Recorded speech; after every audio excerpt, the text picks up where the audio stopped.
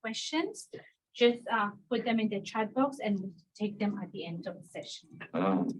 The main sponsor of this event is Western Sydney University, and people in the room have a bunch. We also would like to thank Philanthropy Australia for allowing us to hold these sessions.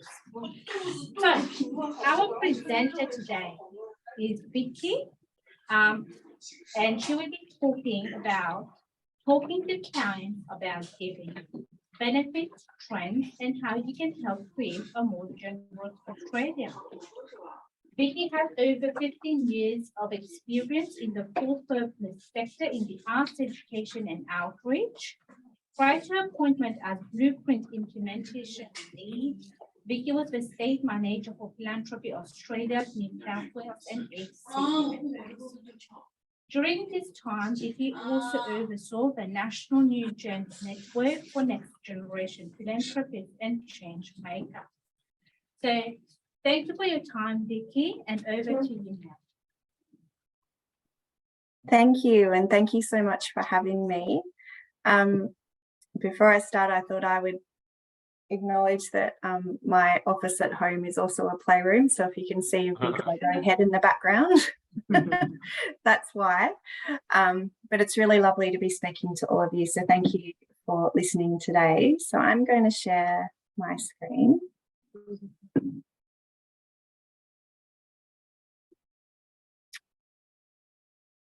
So I'm going to be speaking to you about the for-purpose sector and the philanthropic sector. Before I get started, I do want to start by acknowledging country. So I'd like to acknowledge the traditional owners of the country on which we all meet today. And for me, I'm on Gayamagal and Garigal land, or North Curl on Sydney's northern beaches. And the name Curl, they think may have been derived from the Darug Aboriginal phrase Kuriel, which means river of life. So that's a really beautiful part of the world. I recognise the Aboriginal people's continuing connection to lands, water and culture, and acknowledge that land was never ceded, and pay my respects to elders past and present, and also acknowledge the traditional custodians of the various lands on which you all work today, wherever you are, and the Aboriginal and Torres Strait Islander people participating in this, this session today. So, today's agenda. I'm going to be speaking to you about a few things today. So I'm going to tell you a bit about Philanthropy Australia and our aspiration and North Star to grow giving in Australia.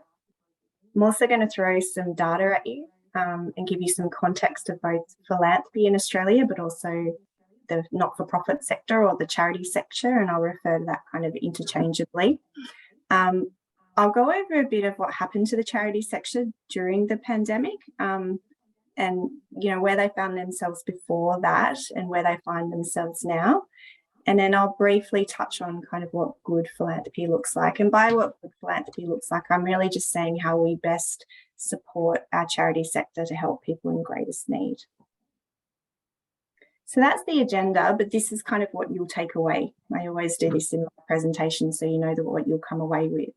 Hopefully a bit of increased knowledge about how philanthropy in the charity sector works, an understanding of how COVID impacted the charity sector, a bit of data, we all love a bit of data, and just some food for thought about how we can all support a more generous Australia. I wanted to start off with a bit of a question. I can kind of see the room in front of me and I can see people online and you can raise your hand. But how many of you engage with not-for-profits or charities regularly? I'll get my glasses on. I can't see too many in the room. Anyone had a conversation with clients about setting up a giving structure when there's some kind of tax event or anything like that? Doesn't look like anyone. No. No, interesting. Okay, we're starting from scratch. Thank you, everyone. So Philanthropy Australia is the peak body for philanthropy in the country. And this is our vision and purpose, but essentially we would like to see a more generous and inclusive Australia. And we're a community of funders, so philanthropists, not-for-profits, and also what we kind of call intermediaries for people who service the not-for-profit sector. And we also have some parts of government that do interact with us. In terms of what we do, we're a membership organisation. So we serve our members. We've got about 770 members all around the country, and it's a half-half split of funders and not-for-profits. We connect those members. So a lot of what we do is convening, and there's real power in convening, as I'm sure you all know. You're here as part of a network as well, in terms of sharing knowledge, sharing what's worked, championing good practice. So we have the Australian Philanthropy Awards that we run every year. But also, you know, asking people to collaborate, because the more people are collaborating and working together, the more effective they can be. We're also a thought leader. So we run a webinar series. We run every 2 years, we have our national conference, which we had in September, and it was the first time our community came together in 3 years. So it was very joyous, but also incredibly valuable. We have a Philanthropy Meets Parliament Summit. And we have various peer networks. We've got 10 national peer networks that we bring together, from everything from First Nations to family foundations to corporate foundations. We also have a weekly newsletter, Philanthropy Weekly. So we like to share stories of giving, because if you can see someone else doing it, then you're more likely to do it yourself. And if you can see what best practice looks like in terms of case studies and all that kind of stuff, that's also good. And then we have a government arm. So we engage very closely with the federal government and state governments, and also at local level. And that's so that we can get philanthropy on the agenda. And it goes from everything from kind of, you know, tax and DGR status and all that kind of stuff to behavioural research around a more generous Australia. So I have a weird title, which is Blueprint Implementation Lead. And what that means is the sector-led part of our blueprint to grow giving. So our North Star, our strategy, is based around doubling structured giving in Australia by 2030. At the moment in 2020, it was 2.5 billion, and we want to see that up to 5 billion by 2030 for Australians in greatest need. And that's not only Australians experiencing hardship, but it's about money going to our environment, climate change, but also our expression of creativity in the arts. So Australia is a generous place. If you look at our ranking in terms of generosity and the way that we give our time and how we interact with neighbours and all that kind of thing, we're actually pretty high ranked. We support vibrant and innovative charities. We have a great not-for-profit sector, but we feel that there could be more money going into philanthropy, and I'll show you some slides in a minute that will kind of illustrate that fact. The blueprint is a national strategy, and it has a number of what we call little pieces of the pizza for kind of systems change. One of those things, of course, is behavioural change, but other things are in that kind of government sphere. So we've been talking to the government about community foundations and making sure that private ancillary funds can give to community foundations, that kind of thing. We're looking at superannuation and, you know, having it easier so that people who die with a lot of superannuation can bequeath to charity, that kind of thing. And then there's the sector-led part of what we do. And part of that is talking to people who are in that high net worth and ultra high net worth capacity and getting them to kind of discover the joy of giving, but also discover how it can become a part of their investment portfolio, essentially. And there's lots of different types of giving that they can do that through. So it might be through straight philanthropy. You may have heard of impact investment. It might be through a social enterprise, like something like Thank You. I'm sure you've all heard of that, or Who Gives a Crap, those kind of things. So there is a lot of wealth in Australia, and there's a lot of opportunity to grow giving.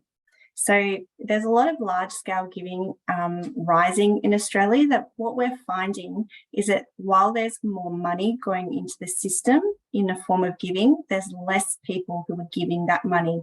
So there's kind of, you'll see that we've got more people in this top 200 list of wealth. There's 555 billion there. But if you look at how much those top 50 philanthropists have given, that's 9.42 million. So there's a long way to go, and there's a huge transfer of wealth via the next generation coming up over the next 30 years, which is 2.6 trillion. And also we know not everything is about that ultra high net worth. If you look at the figures, there's 26% of Australians who give to charity or lodge a tax return, and there's only half of people who earn between 1 million and plus are giving to charity or lodging that in their tax return. So there's a lot of ground to be made up there. And in terms of the sector-led part of the blueprint, financial advisors, yourselves as accountants, lawyers, there's a key role there to play in growing philanthropy in Australia, because especially accountants, you're the ones who have that conversation with people when there's a big tax event or something happens.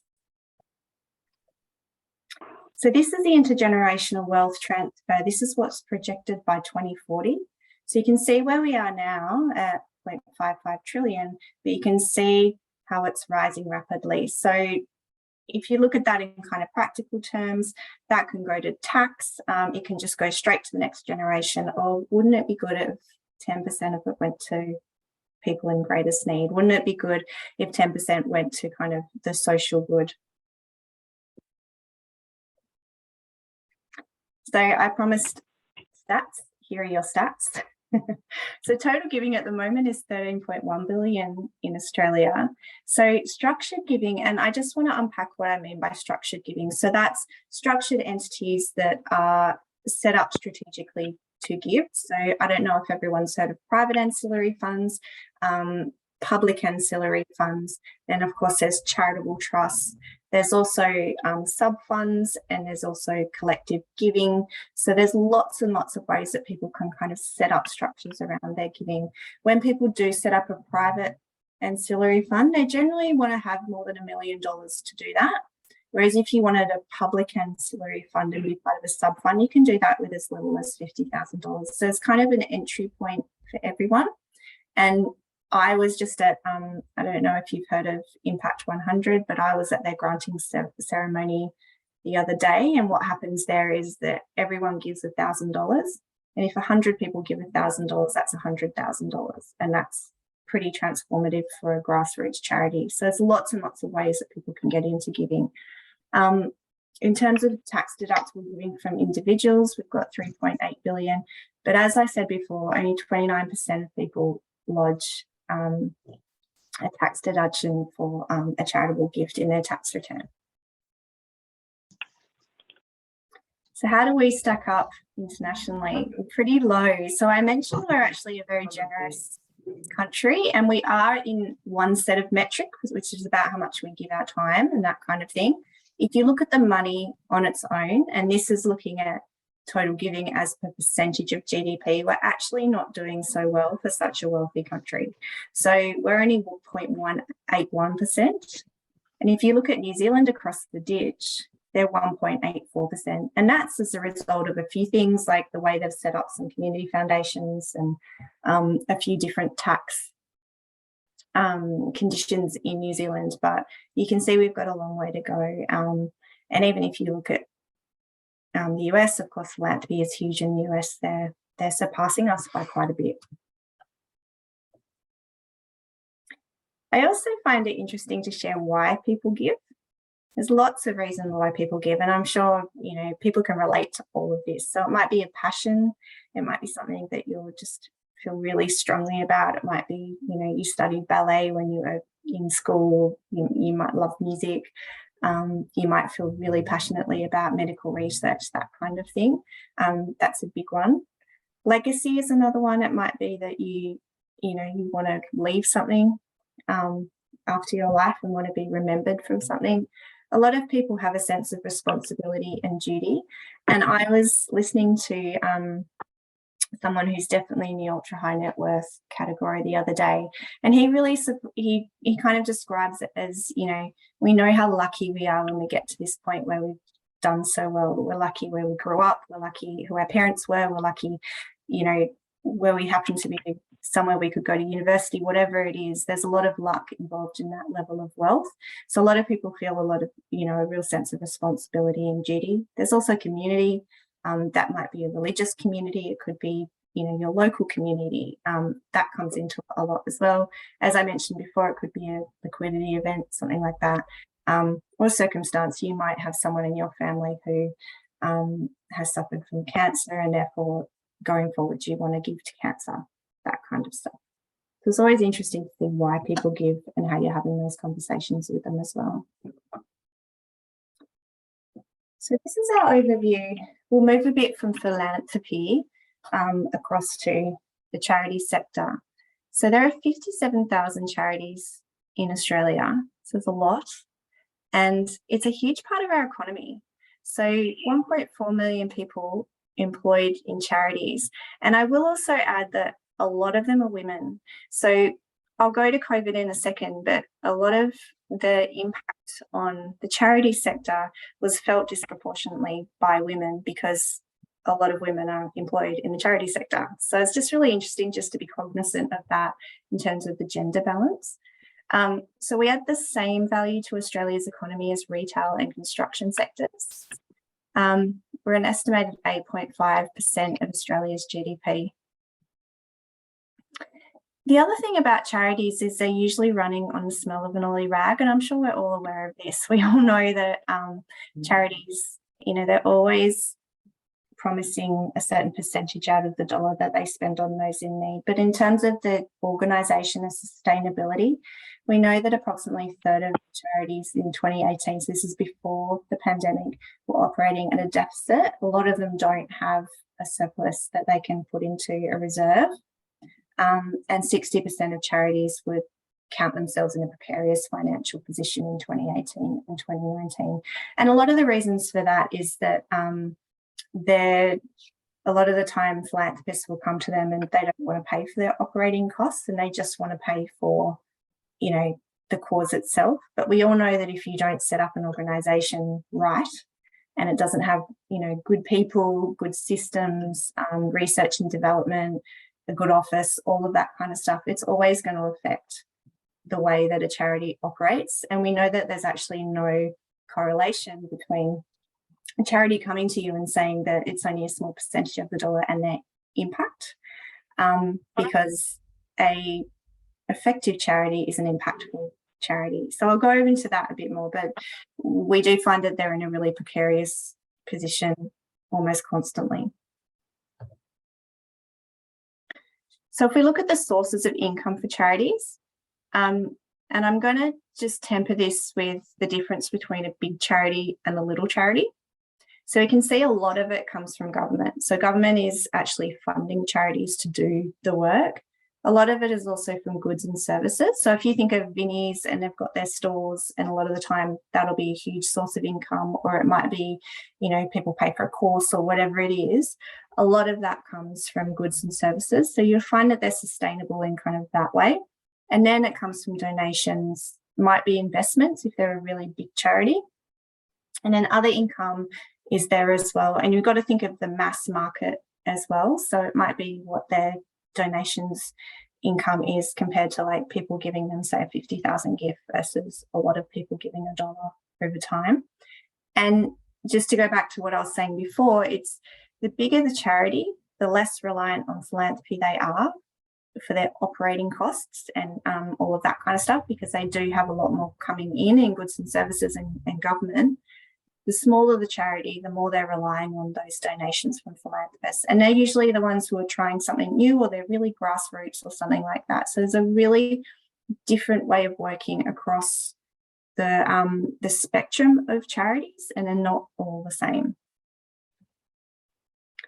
So if we look at giving, and you'll go back to that chart and you'll see how much is actually philanthropy there. It's quite small, but that philanthropy is made up of these structured giving components. So you've got corporate cash donations. So corporate sector is a big supporter of charities, as I'm sure we all know.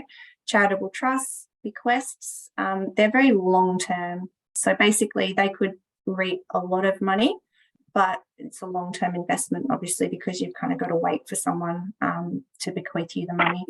And then there's private ancillary funds and public ancillary funds, which is in another session. I can take you through those. I won't go into it now. So charities during COVID. So there are 3 really excellent reports by the Centre for Social Impact, which is in a number of universities across the country, and also Social Ventures Australia. And they basically did a temperature report just when the pandemic hit halfway through, and now there's 4 of those reports that just give you that overview of charities and how they're faring. So they have fared better than we thought they would. We were really worried there for a while, and the reason for that is basically the government support that came through. Again, the Law Society at the bank have sent a new. Whoever that was, do you want to pop yourself on mute? Might be able to do that. Sorry, that's okay. There we go. We're back. So we found that a lot of charities did get JobKeeper.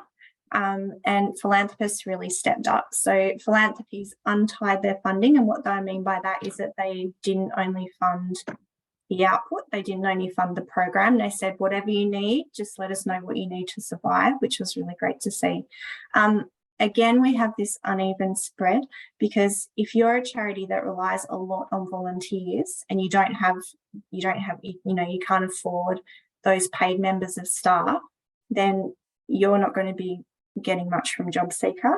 And what we did see is that, volunteering went down a lot. So 2.3 million fewer Australians volunteered. And we all know that's because a lot of people who volunteered are in the older age bracket, and they were the ones most at most risk from COVID-19. And so there's a lot of work to be done in terms of building up that volunteering segment again.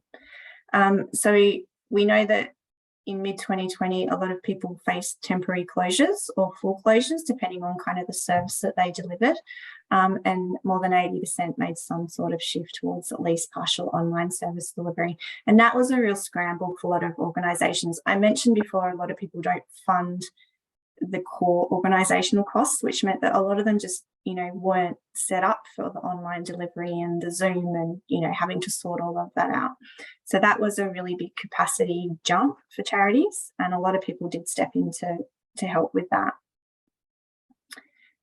There's another thing here, if you go back to this graph here and you look at the income of charities, you just make the point that if the service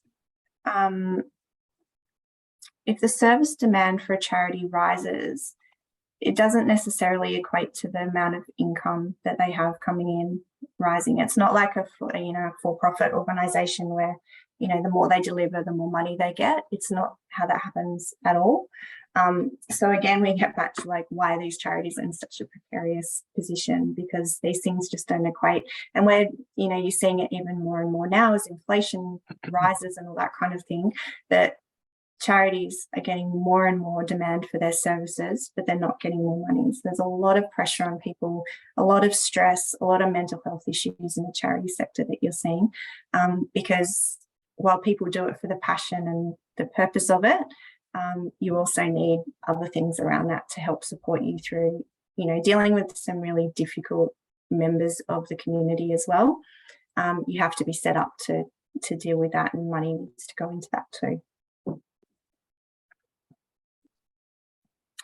So this leads me to kind of the best practice philanthropy side of things. And we've spoken about the more, and Philanthropy Australia is definitely about the more and better philanthropy. So the more is getting more money into the system. And then the best practice is how we support these charities that are working so hard for the social good. So I've been saying a lot throughout this presentation about supporting operating costs, that kind of thing. We call it pay what it takes. We have a community of practice around changing attitudes, the way that you support charities. And the way that I usually talk about it is that you would never set up your business where you didn't have good infrastructure in place, because you would also be, taking the risk on new ideas and all that kind of stuff. And yet we we look to our charities and we expect them to be very risk averse. We don't expect them to invest in their people. We don't expect them to invest in their charities because we want all of that social change dollar to go to the cause. But in reality, it doesn't work like that. And there's been a lot of numbers crunched around what the percentage of the dollar should be, and it comes up to about 30%, and that's been run out in the US, the UK, and also here in Australia. The other thing is around the grant and applications and acquittals process. This is probably a bit too much information in terms of this, but it's just about, you know, how you structure that. If you're only giving $10,000, are you going to ask for something that's really involved in terms of the way they apply for that money? Probably not. If it's like, especially if it's $5,000, it's more, you ask for more information, excuse me, the more money you're kind of giving away.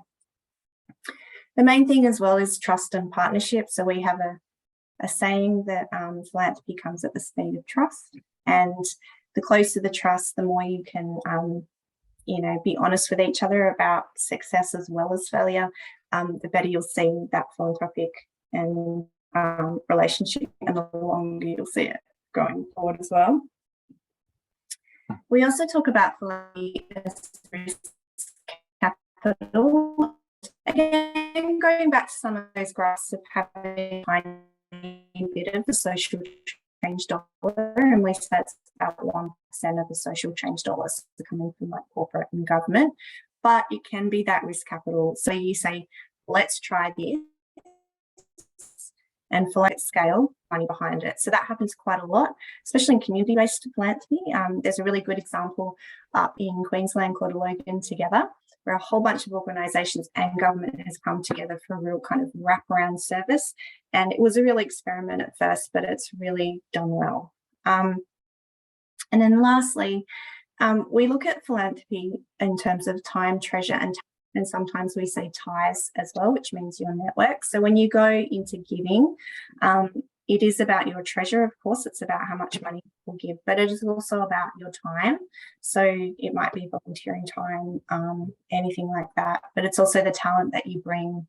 And a lot of the time, you know, we talk about things in terms of skilled volunteering, and as accountants, I'm sure you'll be well aware everyone needs that skill set, and that's where your talent comes in, whether you're on a board or just volunteering or something like that. So that's me.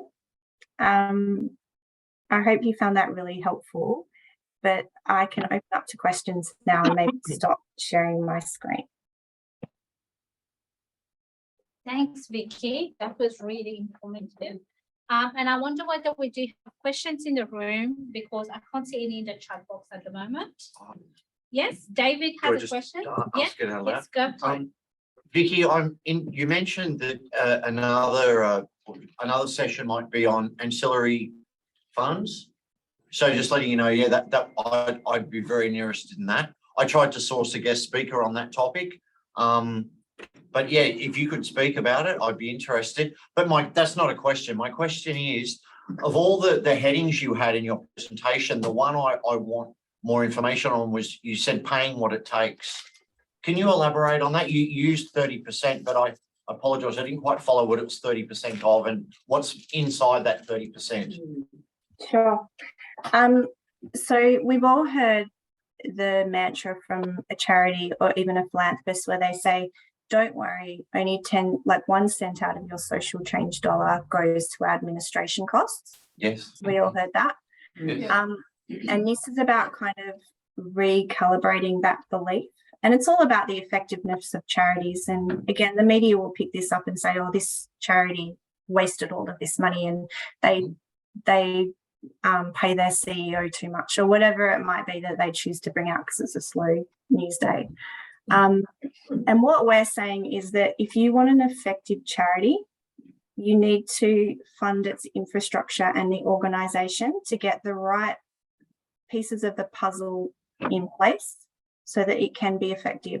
And all of the research that we've looked at looks at the fact that lower operating costs, and do you know what I mean by operating costs? So I'm talking about like the office, how much they employ their volunteers, how much they pay their volunteers, the technology that they have, all of that kind of stuff that you usually think is, you know, good governance, that kind of stuff. So we know that lower operating costs does not equate to impact. Okay. Those two things are not correlated. Does that make sense? Yes. Yeah, great. So it's those sort of administrative costs, that seems to be what they call them. Yeah, overheads. So what you're saying is the effective charities often spend a little bit on that because they need to, is what you're saying. Yeah, exactly. Yeah. And so we did the sums on kind of what would be an acceptable percentage of your social drainage dollar to expect someone to spend on overheads. And what came back is 30%. So 30 cents out of the dollar.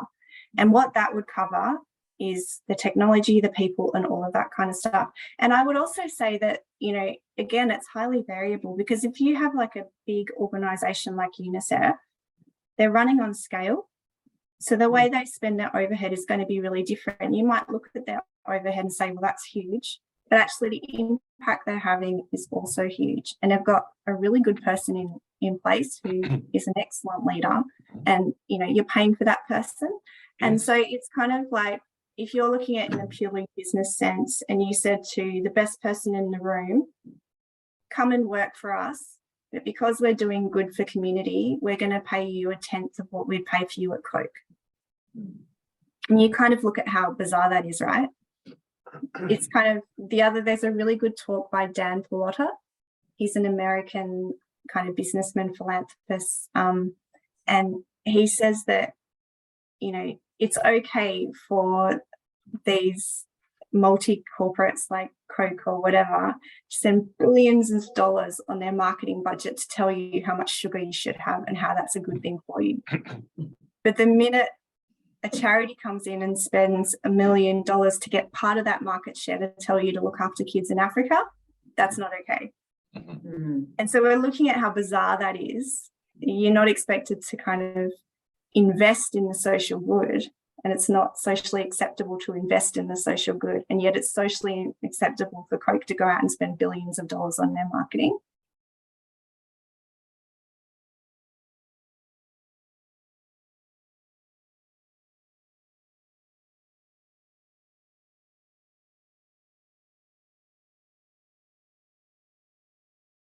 Their process that charities have to go through so that they make sure that they share all of their financials and their governance and all that kind of stuff in order to get that DGR status. So DGR1, DGR2 are ways that the government and the tax department puts those regulations in place. So DGR2 is when we're looking at the funding entity, so the funders, so that might be the private ancillary fund, the charitable trust. The DGR1 is the doers, so they're the charities themselves. And so if a charity has DGR1 status, you know that they've submitted all their reports, they've submitted all their finance, they've had someone come in and audit them every year, that kind of stuff. So you know that in terms of what they're spending and how they're managing themselves and their sustainability from a regulatory point of view is there. And then to work out who's doing the best thing, it's a due diligence process. So we always say that 99% of charities are doing the right thing. You do have the 1%, you always have the 1%, but most of them are doing the right thing, and it's a matter of getting the right fit. And that's where structured giving comes in, because if you look at structured giving, you set up an entity and then you have a strategy around how you distribute those funds, and you have to. We might get someone else to go on mute there as well. Yeah, I've muted them. Sorry, Vicki. That's okay. It's like added colour.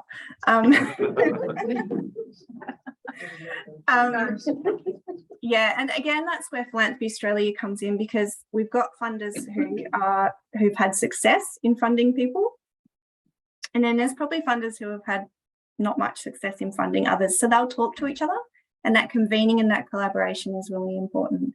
But there is, you know, if a business decides that they want to give, they would probably come to us and say, look, we're at the beginning of our giving journey. What are our options? How can we find out more? And then for a while, there's this learning period of working out who's out there, who fits with me, what are my values? What kind of organisation do I want to support? Is it big? Like I mentioned before in my slides, why do I want to give? So much about coming to your values and who you are as a person, as it is about that practical next step of giving. And if you talk about the client relationship, and we talk about this a lot with financial advisors, if you're talking to them about their values and who they are as a person, you're building on your relationship with them, and then it becomes a long-term relationship, and hopefully it becomes an intergenerational relationship as well. So I hope that answers your question, but please let me know if not. Okay, thank you. Thank you. We have a question in the chat box. That's from Ikina. Thanks for a good presentation, Vicki. I would like a little clarification on sources of donation, where you showed a bar chart showing all other revenue and all other sources. What is the difference between the two? And what constitutes other revenues, knowing this is non-profit?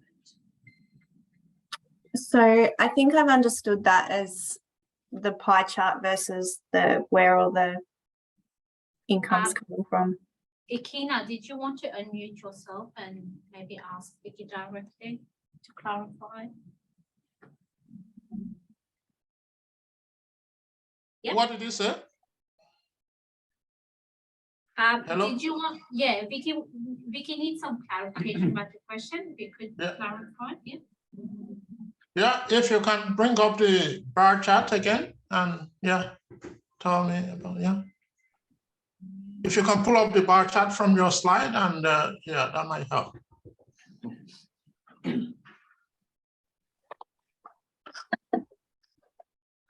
This one? Yeah. Where you said, all other revenues and then other income. Yeah. So the other income here and all other revenue. Yeah. So all other revenue is basically kind of, it could be mass market giving. So if you look at Sponsor a Child or something like that, it could be a different form of kind of impact investment there. There's lots of different things it could be that come into that kind of miscellaneous area. And it depends on the charity. So obviously, if you're a charity that they might be a social enterprise cafe, so they might be getting money from people who come to the door with their goods and services, but then they might also be getting philanthropy, and then they might also be getting smaller donations. So it could be any other type of income, but it's kind of a really small part of it. And it could also be equity, that kind of stuff as well. Yep. Thank you, Vicki. Any more questions in the room or online? No. I have a question. Yeah, David has more questions. Vicki, I get there's an organisation, I think, go by the name of NFP Law, and they provide free legal services. I think they're based in Melbourne. Yeah. Anyway, they have a monthly newsletter, which I find is a very good source of information. Does Philanthropy Australia have some kind of newsletter or something like that? Yeah, so we have a weekly newsletter called Philanthropy Weekly, and anyone can sign up to receive it every week, whether you're a member or not. And what that does is it gives you kind of a temperature check of what's happening in the sector. It also shares stories. We have a blog. We also have a podcast, which is looking at different forms of giving. So it might be, delving into impact investment. We've got one there with financial advisors. There's stories of giving around different interest areas like First Nations and environment and all that kind of stuff. But yeah, definitely you can receive that from us every week.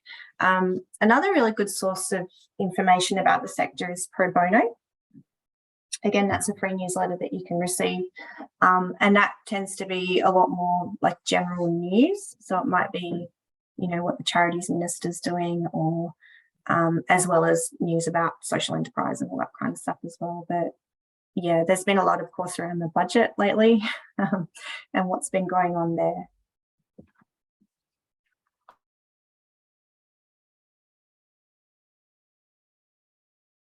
We don't, we kind of do in terms of the leadership of our peer networks. People volunteer, and then we have a chartered accountant on our board.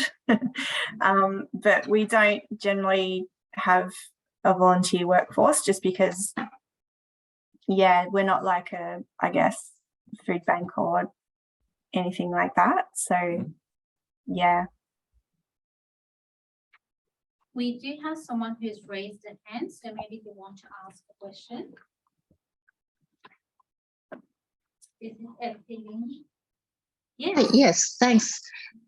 Vicki, thanks for the presentation. I'm surprised to hear that you actually class social enterprise part of philanthropy. I thought social enterprise just means is a private organization that run a business with a social purpose in mind, but it doesn't stop them to make profit. Perhaps you could you clarify and provide an example of success? What an excellent question. Because you're so right, it is very great, isn't it? So if we're looking at, I like to see it as the social good sector, and there's lots of different parts of the social good sector. So definitely one of them is a straight charity. Then a social enterprise comes into that, as does something like impact investment, and then you have philanthropy on the other side funding all of that. And so social enterprise does get funded by philanthropy, and there's lots of different types of social enterprise. So the most obvious ones that comes to mind is something like Thank You, if everyone's heard of Thank You, which is like soaps. And what they'll do is they'll say, if you buy this product, a percentage of that will go to building wells or whatever it may be. So that's one form of social enterprise where it's you have that, message of social good with your product. Another is that when the enterprise itself is social good, the enterprise itself is doing social good, and it might be doing social good by employing people who are underserved. So it might be that you have people make, like, it's a really good social enterprise in Newtown in Sydney where they make the clothes and then they sell the clothes as like a retail store. And so not only are you're providing employment for people, but then all of the proceeds from what you do goes back into that social good. And when you say go back into that social good, usually you can't just employ people, you've got to have programs to support them, you've got to have wraparound services. So usually with that kind of stuff, they might make a profit, but then it all goes back into the business itself. So another really good example is in catering. So our Philanthropy Australia office in Sydney is at the new Paul Ramsay Not-for-Profit Hub, which is in Darlinghurst. It's a beautiful building and anyone can come see it. So if everyone is around, I really encourage you to. So all of the catering there is supplied by a social enterprise called Too Good. So all of Too Good employs people to give that service, but then they've also got wraparound services in terms of upskilling and all that kind of stuff. So there's definitely lots of different types of social enterprise, and some of them are more simple than others. But that's an excellent question. I hope I've answered it effectively. Thanks, Vicki. Any more question from anyone? Not in the room. Anyone online? David? I've had enough. Thank you. He's had enough. We can talk another time. Okay, so if we don't really have any questions, I might ask you one, Vicki. I know you've mentioned about COVID and the impact it had on volunteering especially, but do you think that would have changed the way people tend to think about, philanthropy in the coming years, and is something that can be done to encourage people to be more generous in Australia? Yeah, that's an excellent question. And I think the fundamental change is that people have come back to their communities. Mm-hmm. So the way they think about their time and where their money goes, because COVID placed us where we are, people are a lot more in tune to what's happening in their communities. So one of the initiatives in the blueprint is to look at community foundations. So does everyone know what a community foundation is? I haven't heard of one before. No, Maybe you might want to explain for people in general. So a community foundation is, in its structural sense, is a public ancillary fund. But if you look at it in terms of what it is, it's lots of different people giving whatever it is, $50,000 or whatever, into kind of a big pool of money that then is directly used on the community. So a really good example is the Northern Rivers Community Foundation, which, as you can imagine, has been very busy lately. If you invest in the Northern Rivers Community Foundation, they are so close to people on the ground when things happen up there that they can just deploy straight away because they've already got those relationships. So instead of a big kind of not-for-profit NGO, whatever it is, you've got a series of grassroots organisations that are all plugged into a community foundation. So in terms of one of the things of growing giving in Australia, and also why New Zealand's got such a high rate of giving per GDP, is because they have a lot of community foundations, and so does Canada. So Canada's got a really big level of giving per GDP as well. And that's because they've got community foundations all around the country. And then you look at, there's a Sydney Community Foundation, there's an Australians Community Foundation, which is kind of, they've got very particular causes that they come in, and they, you know, you can come into that with as little as $3,000 and a gum nut. You know, it's a real entry level for people. So that is the key thing that we saw in COVID, was the give where you live becomes a lot more pronounced. And not only in COVID, you think of all the natural disasters we've had as well. So that was a good one. In terms of volunteering, that's just going to take time. And there are a lot of people who are older that still don't feel very comfortable going out. Some of it has moved online, but there needs to be, I think, a conscious effort made by people to really get back into volunteering, because one of the reasons we want to do a bit of behaviour change in Australia is because we've got a lot of inbuilt thought patterns that stop us from being as generous as we could. So one is kind of, I was talking to someone about this the other day, is that idea that we're all battlers. And so it's silly, right? We're all battlers, and so we're all trying, and, you know, we couldn't possibly put ourselves on the podium of giving all this money or whatever it is. So it's a tall poppy as well. And then it's this other thing about how much people actually, you know, think of charities. And we've spoken a lot about that today. How effective do you think a charity is? And so do you feel it's right to give your money to that charity? So there's a lot of message changing that needs to be done in terms of people's perceptions of charities. And we've started that work. So we've done some behaviour or attitudes to philanthropy research, and we did some polling. And we find that people really feel that they want to have control over where their money goes. They want to be across it. They want to feel it's part of their community. So these are the key messages that have come out. It's like, I want to have agency and I want to feel close to it in my community. So yeah, there's a lot of work to be done over the next 10 years to change people's attitudes, because the cultural side of it is so huge in Australia. Yeah. I've got a question. Yeah, we have a question in the room. Vicki, have you done analysis on the age of the people that are donating? You know, is it more prevalent for older people who are a lot closer to the, you know, I've lived in a situation where, you know, not that I've gone into charities, you know, but I've lived in a situation where I can see the need more rather than younger generation. No offense to younger generation either at all. But yeah, I just wondered if it's more of a when you're saying you want to change people's thought patterns on this, is it more people in a different age bracket are more concerned about that, or more linked into it? You know, have you found that? Yeah, absolutely. And it's stage of life, and it's like part of that is that, you know, I buy my house, I have my children, I have my boat, whatever it is, and then I give. Right. And so wouldn't it be great if before that you think, well, I'm going to give 1% now, because that's the whole, like, that's one of the movements out there, is give 1% of your income. So it is, older people tend to be a bit more secure in how much money they have. I mean, we all know there's a growing percentage of people who aren't in that position, which is another story. But if you do come from wealth, you know, you're more likely. This is actually quite a big conversation, because the next generation, they're coming through and they do care a lot about social good. And when they want to be, they're looking for employment, one of the first things they look for is values and, you know, social activity. And so they don't want to work for someone who doesn't care about the earth or people in need or whatever. So you do find that they're wanting to give their time more. and they've grown up in kind of a different dialogue, I think, than older generations.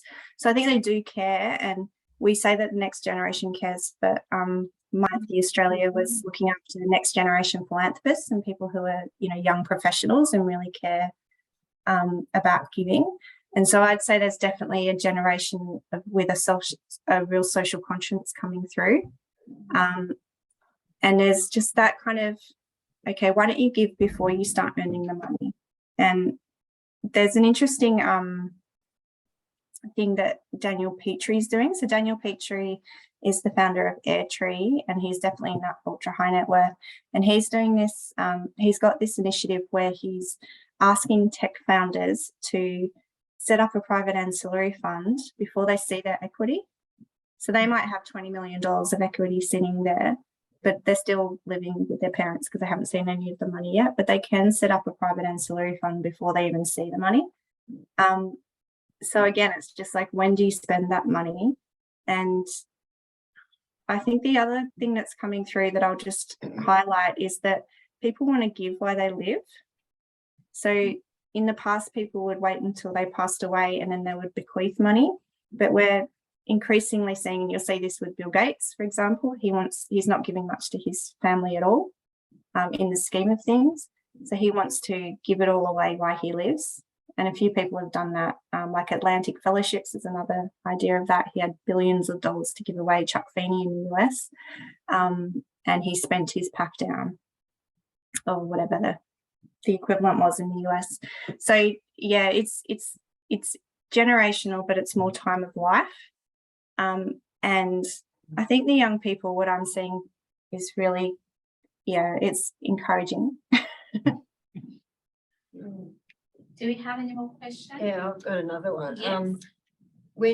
If I was a new donator, you know, how would I have confidence in a particular charity to be comfortable that they're doing the right thing, or even with a percentage of their operating costs being covered by my donation? How can I be comfortable in knowing that it's going to be sourced correctly? You know, the dollars are going to be used correctly. Is there a register or something of that sort of stuff? Yeah, so the first thing I would do is go to the ACNC. So they've got a charities register, and you can search the charity and just make sure that you can look at all their finances. Like you can go through all of their reports from however long they've been reporting. So that's always your first step of like desktop due diligence. Then you search them, have a look at what they've done. Like, I mean, in the most extreme of cases, if they had done something bad, it would probably be in the media. If they're small enough that you wouldn't know. So you do your desktop around your Googling. Like, I know it sounds really simple, but it's the way to do it. You've just got to see. You can look at their annual reports, is another way to do it. Then the next thing is just to get to know the charity. It might be that you know someone, you might look at like who else funds that charity. So if they've got a big funder in the mix, then you can probably piggyback off their due diligence. So if I saw that Ian Potter Foundation, for example, or Maya Foundation, or one of those really big ones, and you can look at Philanthropy Australia's membership to know who those big ones are, by the way, you know that they've gone through a due diligence process to get that funding.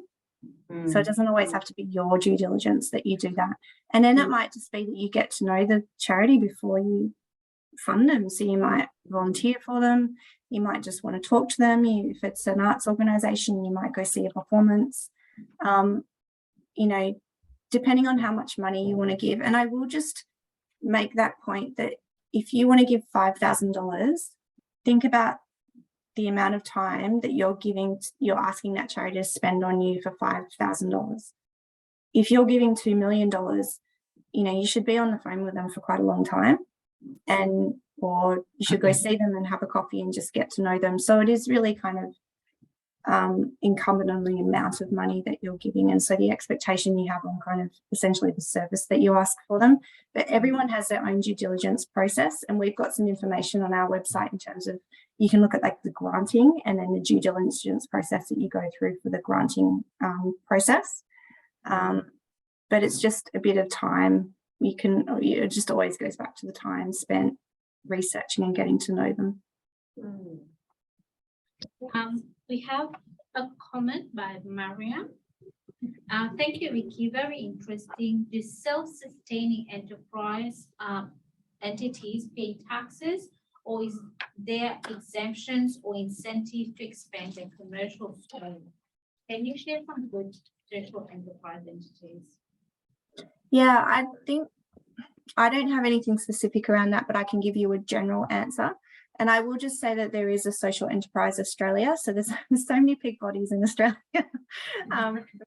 There's a huge growth in social enterprises in Australia. And we've actually just had the Social Enterprise World Forum for the first time in Australia that was in Brisbane in September.